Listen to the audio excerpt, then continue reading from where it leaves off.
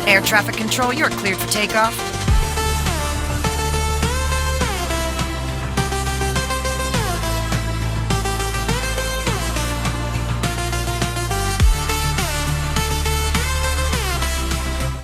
अलिबाग जवळच्या सुप्रसिद्ध नागाव समुद्र किनाऱ्यावरील पर्यटनाला आता अधिक ग्लॅमर मिळणार आहे.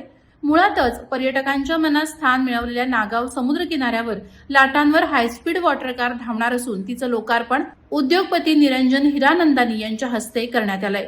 या सुविधेमुळे पर्यटकांना आता समुद्राच्या लाटांवर कार चालवण्याचा थरारक अनुभव घेता येणार आहे. हायस्पीड वॉटर कार लोकार्पणाच्या निमित्तानं बोलताना निरंजन हिरानंदानी म्हणाले, अलिबागमध्ये पर्यटनाच्या मोठ्या संधी आहेत. सध्या लोकांना रोजगारासाठी मुंबई किंवा अन्यत्र जावं लागतं, मात्र अशा उपक्रमांमुळे स्थानिक स्तरावरच रोजगाराच्या मोठ्या संधी उपलब्ध होतील. अटल सेतू आणि नवीन जेट्टीमुळे अलिबागची कनेक्टिव्हिटी वाढली असून येथील हॉस्पिटॅलिटी क्षेत्राला अधिक सक्षम करणं आमचं ध्येय असल्याचं त्यांनी अखेरीस सांगितलं. यावेळी अलिबागचे आमदार महेंद्र दळवी, नागावच्या सरपंच हर्षदा मयेकर, नवनिर्वाचित जिल्हा परिषद सदस्य सचिन राऊळ, रायगडचे जिल्हाधिकारी किशन जावळे आदी मान्यवर उपस्थित होते. नागाव येथे हिरानंदानी कम्युनिटीजचा एकात्मिक कोस्टल टाउनशिप प्रकल्प साकारत आहे. याच प्रकल्पाच्या अनुषंगाने सागरी पर्यटनाला चालना देण्यासाठी ही विशेष हायस्पीड वॉटर कार सुरू करण्यात आली. ही कार दिसायला एखाद्या आलिशान स्पोर्ट्स कार सारखी असून ती पाण्यात अत्यंत वेगानं आणि सुरक्षितपणे धावते. ही वॉटर कार समुद्राच्या लाटांवर धावताना पाहून सर्व उपस्थित सुखावून गेले होते. नमस्कार, मी हर्षदा निखिल मयेकर, सरपंच ग्रुप ग्रामपंचायत नागाव. मला आनंद होतोय की आज हिरानंदानी सारखा प्रोजेक्ट हा नागावला येतोय, ज्याच्यातून इकडल्या स्थानिक विकासाला खूप चालना मिळणार आहे, स्थानिक रोजगारांना रोजगार वाढणार आहे, त्याच्यानंतर पर्यटन वृद्धी होणार आहे असा मला विश्वास वाटतो. आणि आपण म्हणजे हे सगळं करत असताना गावाचा आणि म्हणजे इकडलं नैसर्गिकता याचा समतोल म्हणजे सगळं विकास कामं होत असताना निसर्ग आणि विकास कामं हे एकत्र काम करतील असं आपण बघून नक्की त्या दृष्टीने प्रयत्न करणार आहोत. आणि माझा आग्रह नक्कीच असा राहील की स्थानिक तरुणींनी याच्यामध्ये जेवढं काही सहभागी होता येईल. आणि म्हणजे आपल्या इकडले स्थानिक तरुणी शहरा ठिकाणी जातात, तर त्यांना आज संधी त्यांच्या म्हणजे घराच्या बाजूला उपलब्ध होणार आहेत.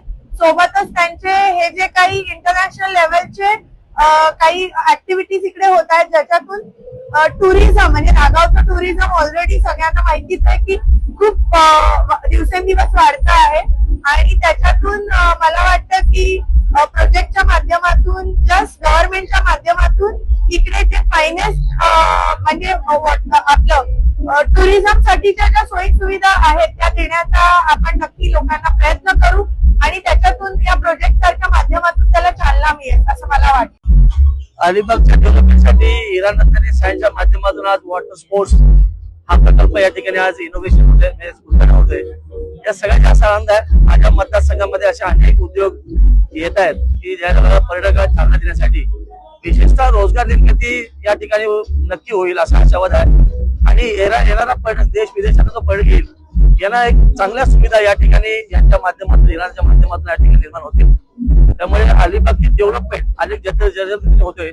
विशेषतः रेवस रेती या रस्त्याला लागूनच नागाव असल्यामुळे येणाऱ्या सुकर मार्ग त्या ठिकाणी निर्माण झालेला आहे. आणि या ब्रिजचं काम सुरू आपण बघितलं.